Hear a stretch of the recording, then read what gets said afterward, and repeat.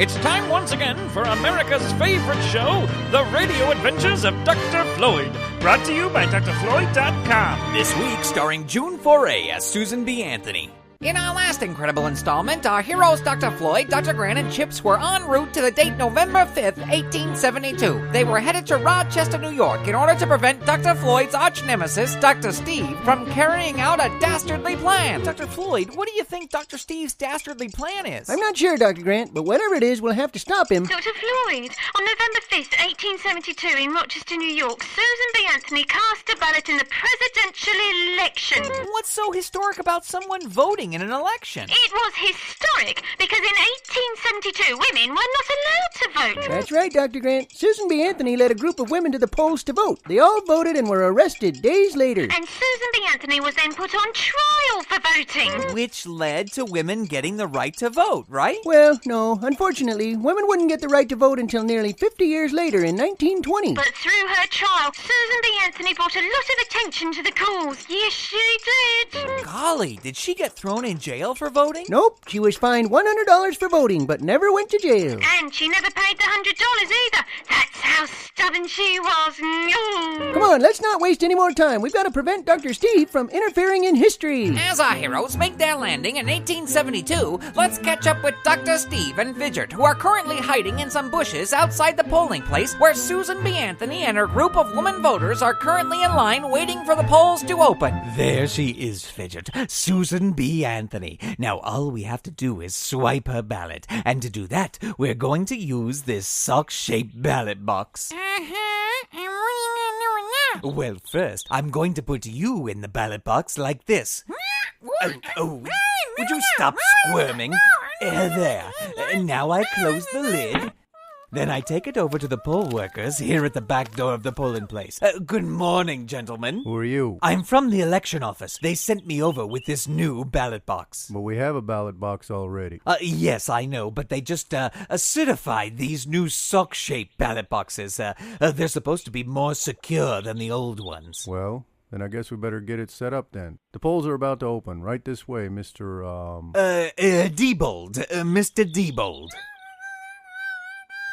Did that ballot box just make a noise? Oh, it's just a squeaky hinge. It happens sometimes. You just fix it by shaking the box really hard like this. There. All better now. Uh-huh. Well, come along, Mr. Diebold. Oh no, Dr. Steve has put Fidgert in a position to swipe Susan B. Anthony's ballot. Luckily, our heroes have just arrived on the scene and will hopefully be able to stop him. No sign of Dr. Steve. Oh, he's here. You can bet on it. We're going to have to get close to Susan B. Anthony and stick by her side. How are we going to do that? She's surrounded by all those women voters. One of us is going to have to disguise ourselves as a woman and go join their group. Brilliant idea, Chips. Now, which one of us is it going to be? Well, I can't do it because I'm a robot. Well, that's true. And I can't do it because of my mustache. I don't know, Dr. Floyd. Some of those ladies over there have awfully... Knock it off, Dr. Grant. This is serious. We need someone who's not a robot with a clean-shaven face. Yes, who could that be? Oh, boy. I think I just remembered a dentist appointment or something. Grab him, Chips. Dr. Floyd and C.H.I.P.S drag Dr. Grant, kicking and screaming, back to the ship to dress him in women's attire from 1872. As they do, let's find out what is happening with Susan B. Anthony. All right, ladies, it's almost 7 a.m. At 7 a.m., we vote. Yes. And we're not going to let anyone stop us.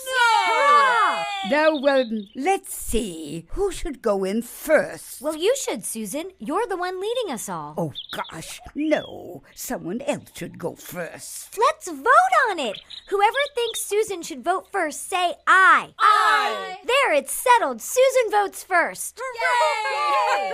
You go, girls. Show 'em what you've got. Hey, who are you? Me? Well, I'm just a supporter of yours, Miss Anthony. Oh, I'm glad to have you aboard, young lady. All right, the polls are open. You ladies want to move out of the way to let the voters in? My dear sir, I'll have you know we are the voters. Let's go, girls. Hey, whoa, hey. The throng of women voters push past the dumbfounded poll worker and line up in front of the ballot box. Standing behind the ballot box is none other than Dr. Steve. Good morning, Miss Anthony. Ready to cast your ballot? I sure am. All right, then. When you're done voting, your ballot goes right in here.